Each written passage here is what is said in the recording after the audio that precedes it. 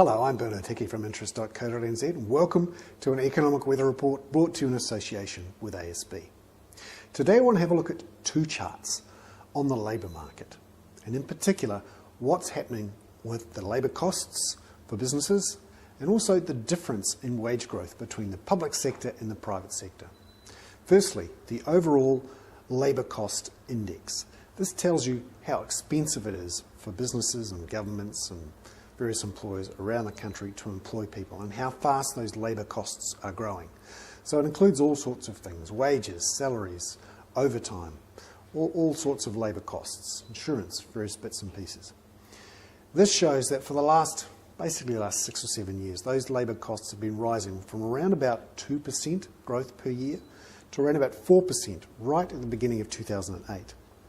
But now that we've got this recession, there's a lot of extra supply coming onto the market, a lot of excess capacity, and employers are not that keen to pay extra.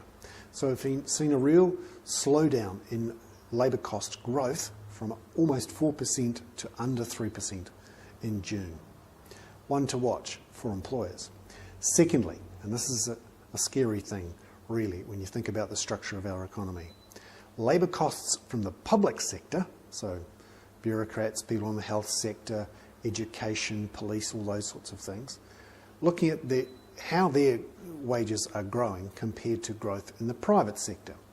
And this shows since 2003, from the labour cost index at least, that growth, that premium of the public sector over the private sector has been growing quite fast and continues to grow, even though the government has put a limit on many wage increases.